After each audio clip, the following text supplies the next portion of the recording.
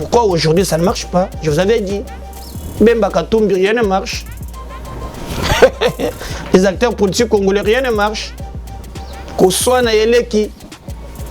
Et vous le savez très bien que, d'ailleurs, Ebanda qui est dans l'Assemblée nationale, pour battre, il y a quand même tolérant. Mais Bande Konangai, ferme Wana lobby, général et garde républicaine, à côté, on a désarmé Batounyo Sowan. Ce qui veut dire que nous, le MLC, avec 17 députés, il y a 2 postes ministériels. Donc, il y a un ministère titulaire, na vice-ministre. Maman, Rolandais, Kalamingite, Maman, Razana, Matate, Maman, a craqué. Namunagi abimina li bulumoko boyina soki na Congo central asika asadi wazo sek mama zala kimia mama ni mama na comprendre le sous-souté mokolo na kangi photo azoli na malewa iyo ebimalewa kaka lelo mama ni mama.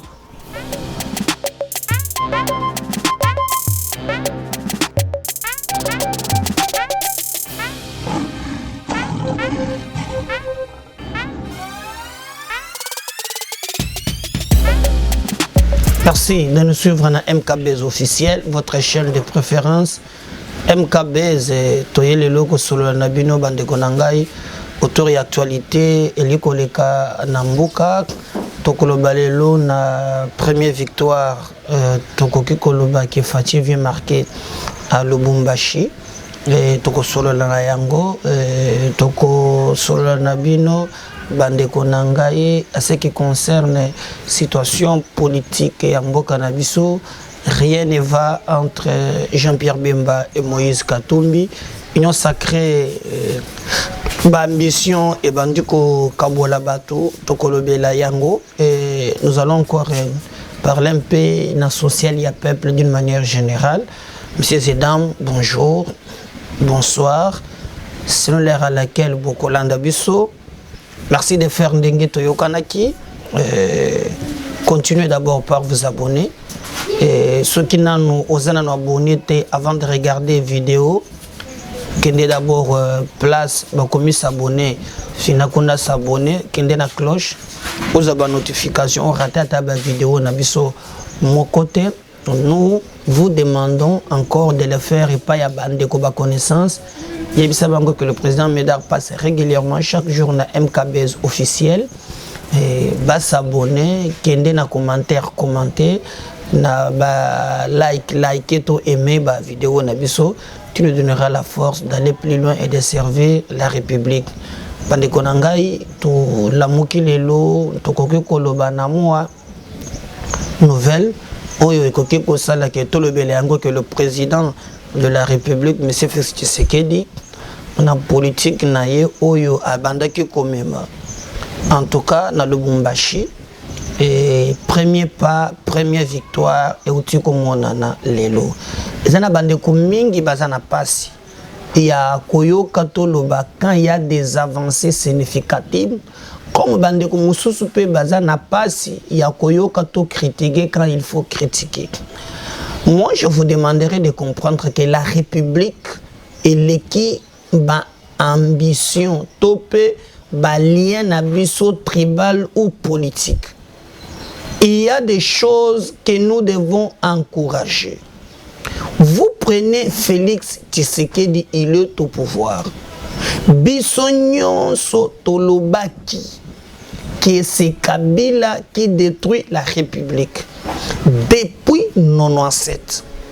Baye Awa ba infiltré Bissona armée, na service de renseignement.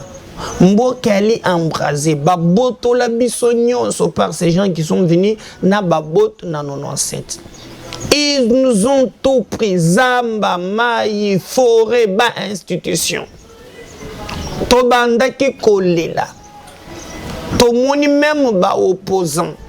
Je me souviens encore na meeting ya Martin Fayulu na Kisangani na lobby et Sengeli Félix Akabonana Kabila.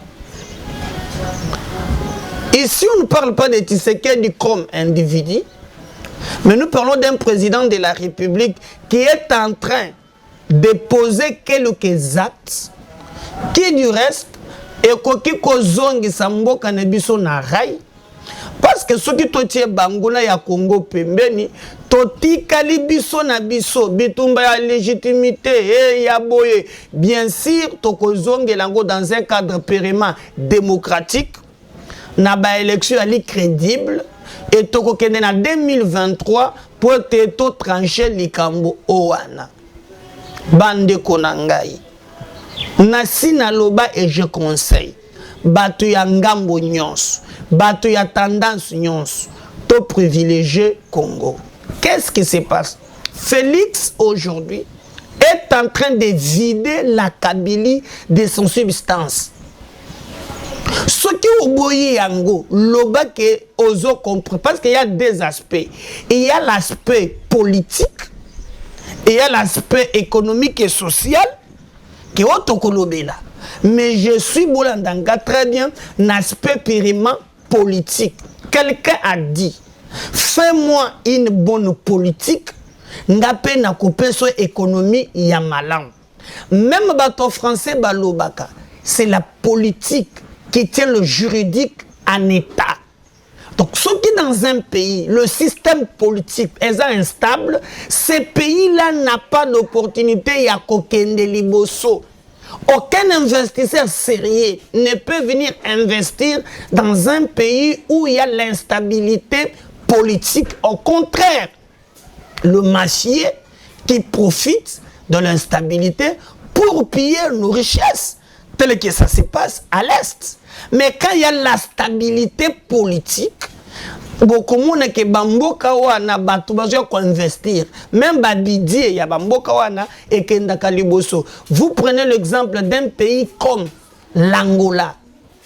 L'Angola. Et je parle de l'Angola. Vous voyez? L'Angola tant qu'on s'arrête na bitumba savimbi Dos Santos et consorts. Mais le jour où l'Angola est stabilisé vina bango, ceux qui ont tali le budget Angola ozuna ya biso eza butuna moi. Et au contraire, ba Congolais mingi ba komi koki ma Congo ba kende na Angola. Pour nani, ils ont réussi à stabiliser le système politique d'Abango.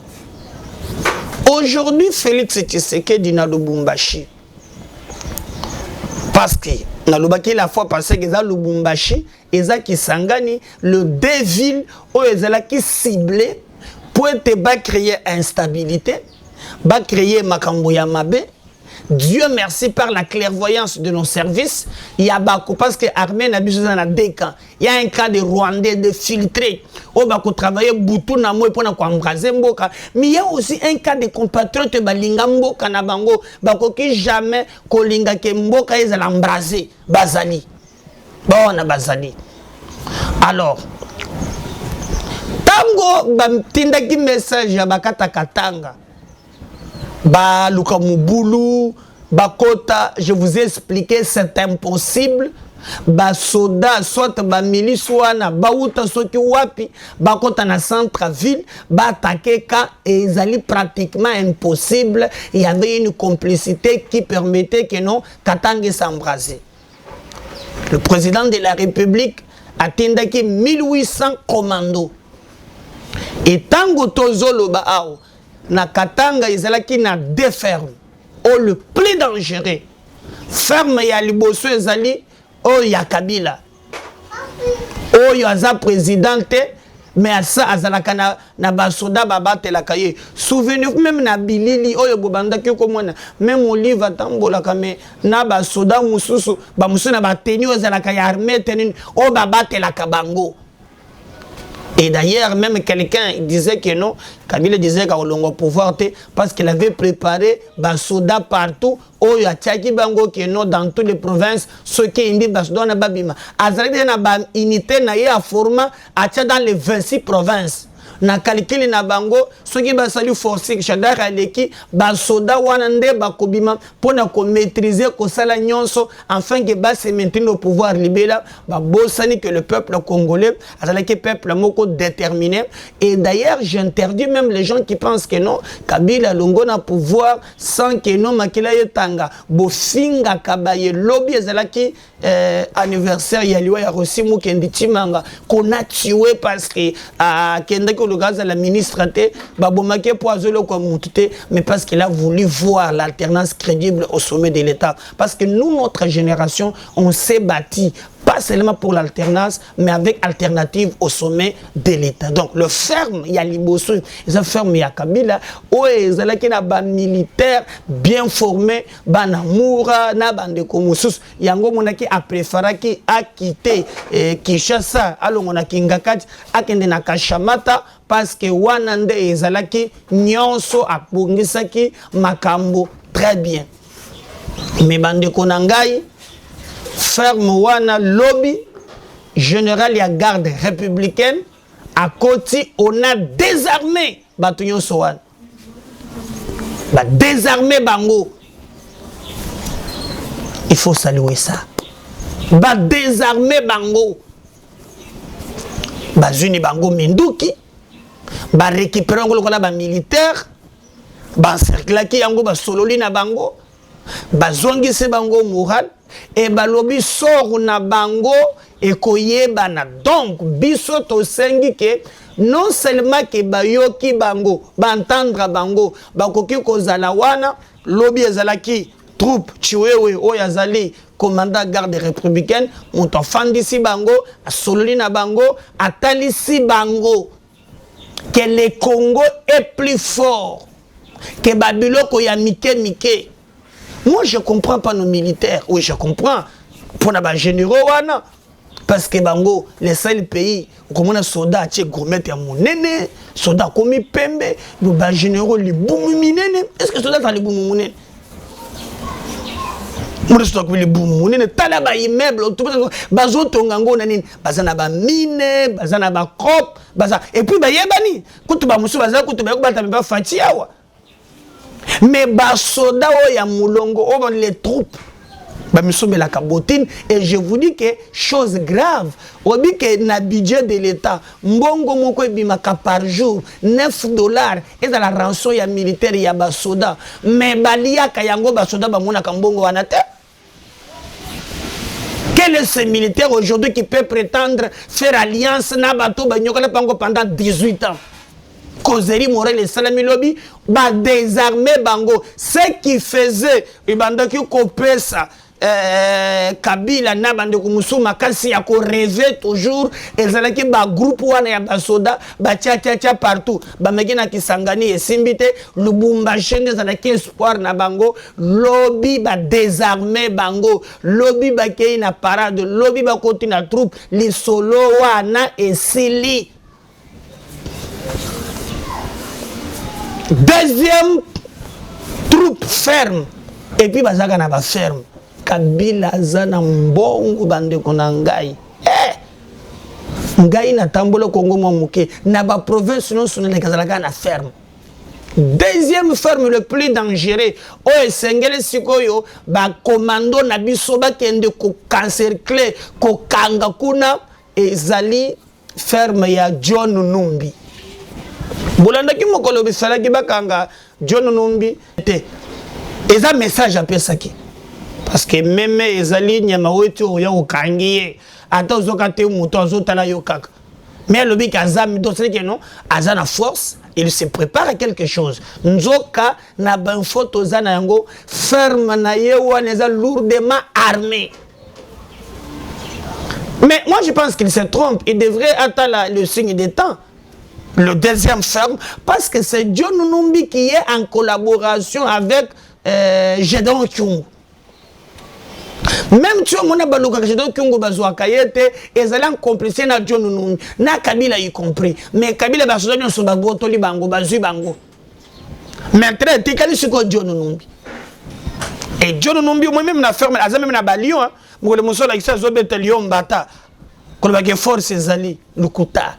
Donc, aujourd'hui, etikali, ba commando na biso, ba désarmer ferme ya John Numbi, ba zoa bango, ba sila na bango, et à la fin, Katanga et Kozala pacifié. Bon, yebisanga sikoyo soki oza vrai Congolais, ata oza na opposition. Bazo boma na Est. Bazo boma na Katanga. Ce sont vos compatriotes bakoboma. À qui profite l'instabilité aujourd'hui? Si dans ces pays, est-ce qu'on a besoin d'un coup d'État? Est-ce qu'on a besoin d'insurrection? Oh, d'abord, beaucoup fracas na Est. Maintenant que la stratégie mise en place par Félix Bandekonanga, Tozonga et Paï Tozabatsu. Un régime qui a fait 21 ans. L'actuel président de la République arrive à les déloger dans 2 ans. Tokendaki yao par exemple, bomonaki Janine Mabunda, akendaki na Lombango awa. Alingaki akende poete acha Rosar Malonda. Tomoni na bande kuna biso nyonso ya lamuka to bunda na bango bitumba nzela moko babimaki na nzela pona kotambola. Mais c'est l'actuel président de la République qui a bloqué Rosar Malonda. Ce qui montre qu'en lui, il a aussi les soucis de changement. Alors on recommande qu'aujourd'hui Félix, même quand il est au pouvoir, mais vous voyez qu'il travaille. Dans le sens où il est en train de stabiliser le système politique.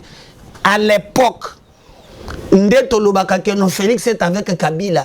Et c'est que Félix a signé à Rosar Malonda, mais le lot. Parce que FCC a gagné Mapona Minanzela Bemibale. Seni ya Moyibi, yango achaki Malumalu, achaki Ngoyi Mulunda, ayekotia Nanga.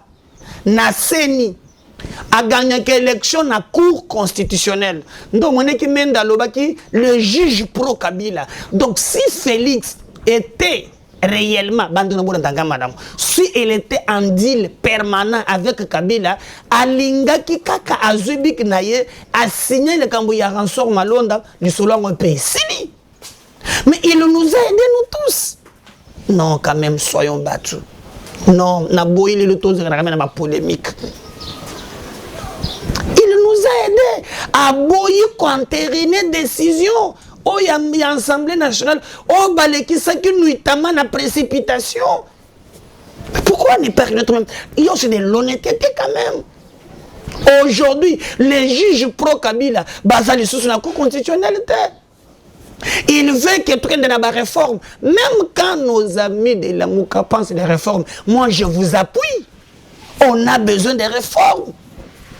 Nous n'irons jamais aux élections encore dans le même système politique pourri. Même tout ça, l'élection, mon côté peut quand même un peu ça qui est mien. 2006, vérité des urnes. 2011, vérité des urnes. 2018, vérité des urnes. Mais nous devons nous mettre d'accord. Bon, même dans le football, tango to moni bato basali ke makambo bale komi o touche. Ils ont touché. Oh, alingi orge.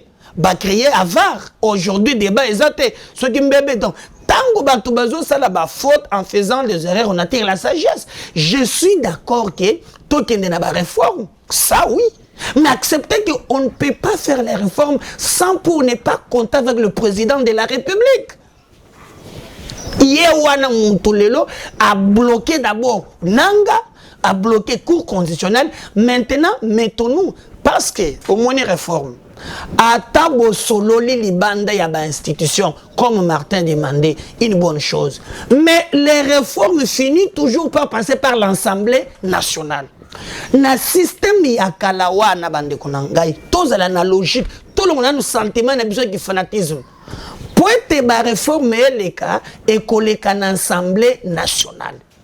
Maintenant avec cette configuration nous pouvons penser que cette assemblée votera en âme et conscience les réformes qui du reste permettra que notre système électoral est bon. L'ancienne assemblée n'a formé à Janine Mabunda ne répondait qu'au mot d'ordre. Que n'a pas mot d'ordre. Bon, mon aki même par exemple, tant que l'on a mis que Sakate Yaki. Il suffisait seulement que Félix Andy Mayango. Et les cas qui, parce que tu as dit que non, le pouvoir en place, la plupart en Afrique, va collaborer avec la justice. Mais il n'a pas permis ça.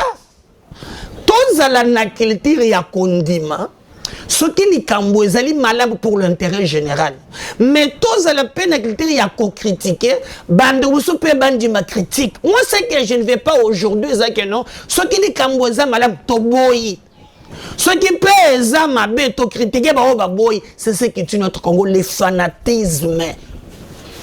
Le fanatisme. Et à l'imabé, les actes posés par Tshisekedi, bande Konangai. Aujourd'hui, Kalev Moutombe, Alinga Lingate, a kokenda à la barre. Aujourd'hui, Kabila a fui le pays, Chine Rambo, les tout-puissants, à se sentir en insécurité. Tous les coups qu'il a montés dans 2 ans, Félix a quoi ici en beaucoup qui condiment Yangote. Pourquoi? Vous commencez à mentir les gens que non, il est en collaboration, basé dans la relation. Mais Kabila Yamouko a Kimi. Non, mais quand même, peuple congolais, tous à la honnête, tout reconnaître. Parce que le plus important, c'est quoi? Félix passera demain. Président Moussa Okoya lobby. Mettons-nous d'abord d'accord autour de la valeur, le principe. C'est pour on a lobby boy. Même Félix Tshisekedi, il a notre appui dans le sens où il pose des actes qui peuvent permettre que le pays ait décollé. Mais sur le plan politique, il a marqué des points. Parce qu'aujourd'hui, là, tous os élèves maintenant un aspect social. Parce que moi, je ne ferai pas de l'amalgame social à mon peuple bongi, non. Non, non, non, non, non, non, non, non, non, non, non, non. C'est l'aspect purement politique. Il y a des avancées. Aujourd'hui, est-ce qu'on peut parler encore de prisonniers politiques? Bazarawaki. Non, on a rabangoté. Est-ce qu'aujourd'hui, quand même, est-ce que tout le monde a quelques manifestations qui s'est fait? Même si j'ai condamné, l'ambassade de Rwanda, je ne permettrai jamais ça. Moi, je connais les douleurs et combat dans je ne permettrai jamais ça. Je connais l'importance de la démocratie. Démocratie, c'est marche, sit-in, meeting. Ça, je suis d'accord. Mais quand vous voyez les gens, au lieu Valentin Moubaki, au lieu même de condamner que Bazana Katiako instabiliser Mboka, Nabakatakata, pour justifier que non, il faut critiquer. Quand elle dit non, c'est pas ça normal. C'est pas ça normal. Même le jour où vous trouverez aussi que non, et pas Martin Fayoul, il y a des points positifs. Il faut appuyer. Il faut appuyer. Moi, je pense qu'il faut appuyer, c'est très important. Il faut appuyer. Montignon soit composé d'actes à ma langue. Il faut appuyer. Ceux qui ont posé à ma il faut critiquer. Mais il ne faut pas critiquer pour critiquer. Sur le plan périmètre politique, Félix nous a aidés. Akimisi Kabila, besoin de kakate. Et je vous dis, Nandenge Batuko désarmé et bateau Basala Kikuna. Nandenge Makambole Kaki, John Numi Bakozoyete, moi je ne peux pas Kabila Kozonga. Maman Rolandais Kalamingite, maman Razala Matate, Namonaki, maman a craqué. Namonaki a bimina li Boulumoko Boina, sur la Congo central, à Sega à Sadi Oazo Sec. Maman Zala Kimia, maman ni maman. Na comprendre le sous-soutien. Mokolo na kangi photo, Azolia na Maléo. Iyo ebi Maléo Kakalelo, maman ni maman.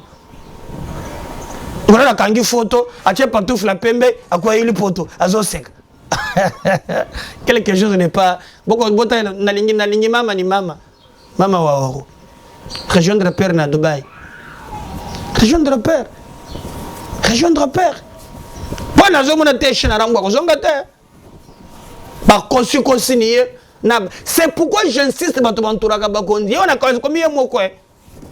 Maintenant, nous devons dire à Félix que vous avez maintenant ba institution. Au Beti Moukatouozi, la finalité en politique, c'est le bien-être de la population. Maintenant, Bo tient en place un gouvernement où il y a à mesure et à résoudre les problèmes. Et c'est pourquoi aujourd'hui ça ne marche pas. Je vous avais dit, Bemba Katumbi, rien ne marche. Les acteurs politiques congolais, rien ne marche. Qu'on soit na Yeleki. Et vous le savez très bien que, d'ailleurs, Ebanda qui est dans l'Assemblée nationale, pour battre, il y a quand même tolérant. Tant que vous avez poste, Batiaki qui Kester et Zonga FDC allié. Deuxième vice-président, Alingia Zalaya ensemble. Mais dans la dernière minute, ensemble, Boy et Balousi. Et qui est aux côtés à Kester. Deuxième vice-président, Bazongil Selango Bati. Bati Aboy na été comme Alinga Kanaye, Koswana Mingite Atiki. Ce que tu as dit, pourquoi Balingi Kester? Et si lui a été. Et qui est maintenant na niveau ya Sénat. Na niveau ya Sénat, Bayokan. Bati Azadakuna. Bemba pesa ou ya pesa. Ce qu'on a poste ya Bemba. Na Katumbi. Bemba abimisi Valentin Guerengo. Vous allez interfédéral ya MLC Villa Kishasa. Katumbi abimisi Ndundu. Mais chose grave. Ndundu a réussi à la confiance ya Kokis ya Grand Équateur.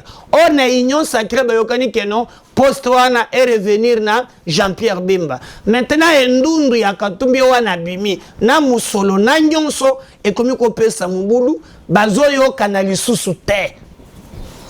Même na niveau il y a gouvernement tango bayamba ki bango. Si vous regardez en termes ya baeli, je vous avais expliqué. Bemba zana ba député 17.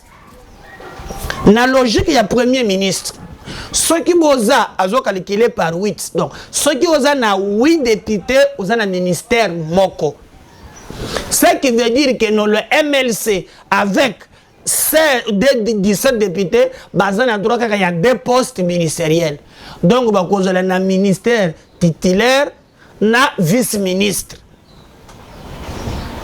Katumbi azana 70 quelques 69 70.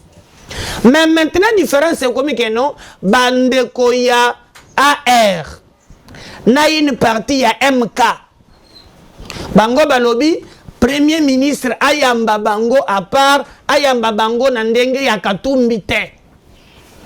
Ce qui veut dire que non ceux qui ont tali équilibre or ceux qui ont calculé 70 au moins ou divisé par 8 il peut pas cause en droit il y a même il y a 7 ministères consorts.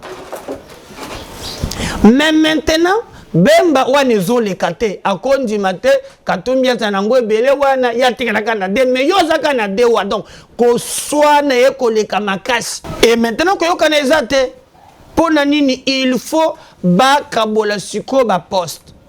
Tout le monde veut avoir ba poste ba ministère oyo et bimisaka mbongo. Siko bandako na boyetona mitone bazo welela pona intérêt ya population ou bien bazo welela pona ba intérêt ya bango moko. Donc l'affaire est devenue tellement compliquée que bato bazo e bali susute ou ya lobby ou ya sali ou ya donc c'est devenu très compliqué et il faut que le président de la République a tranché en godon même na Sénat ndenge makambozo kende ndenge koko kende place ezalaki ya MLC mais Katumbi ndenge ali musolo na makambozo na Ndundu il y a probabilité parce que on est dans l'Assemblée nationale ben les candidat unique mais na Sénat batiki ce qui veut dire que na Félix à comprendre que ceux qui à côté li oyo ekomimisa mubulu et sengeli maintenant oyo aleki moninga a emporté l'élection et ndetozo mona ils ont coupé ce n'est tout moi kokoso. Mais de l'autre côté aussi, même les députés, bah oyo, bah kenda qui peut kuna, bah comme ils regretter, bon moni Eliezer, tamboy, atomboki, alors que bah député nyons, bah y bah signaki, pour na motion, bah zalaki au front, bah sensibilisaki baninga, bah zo yamba bangote, et l'autre côté c'est comme en réalité, n'a qu'à comprendre que même pour Eliezer zalakana MK. Il y a Moïse Katumbi, mais tant que les vieux wana, net ko belte mukato. À cause de l'autre côté, ba mususu muninga na ye moko boya benda ka moi mingi bona kotanga kombona yepete yepe alinga kiaza la mandataire et puis si mon bourdon frustration autour ya poste nini ezole katozo yebate. Alors il faut que gérer ba ambition. Premier ministre à lobby et sengila pesa ba jeune ba ambition tout ça ba chef ba parti la mende à lobby toko servir la république tozana bino makambo ba jeune ezate biso toko faire na pouvoir ba chef ya ba parti na ba regroupement ba signer ba zalawana. Et on risque d'avoir un gouvernement qui peut peut-être s'auto-kébiter et alors maintenant, c'est là où j'interpelle le président de la République. C'est lui seul qui répondra devant l'histoire en 2023. Comme on est ministre, comme on est chef de regroupement politique, lui, à l'Utchukolo Bakeno, qui 2 ans après, FCC cache bilan et zéro, et Sengeli, que Saloma et Banda. On entend maintenant que Saloma et Banda battent un gouvernement en place qui répondra aux désidérata de notre peuple. Sinon pas, Tokozonga n'a pas et les sanctions seront très graves en 2023. Merci. Abonnez-vous, partagez. Ceux qui sont abonnés, bande par s'abonner. Ceux qui sont abonnés, partagez. Mais surtout, likez nos vidéos, commentez. Je garde le Congo. Derrière les caméras, mon toit y a une église en 2016. Mon toit a filmé. Calculer Bambola Tchilelo, Mbola Boni, Assemblée donc à cause de l'endroit il y a Semi ou bien il y a Jedon Kyungu ou bien il y a Mukungu Bila. Je garde le Congo à la prochaine. Bye.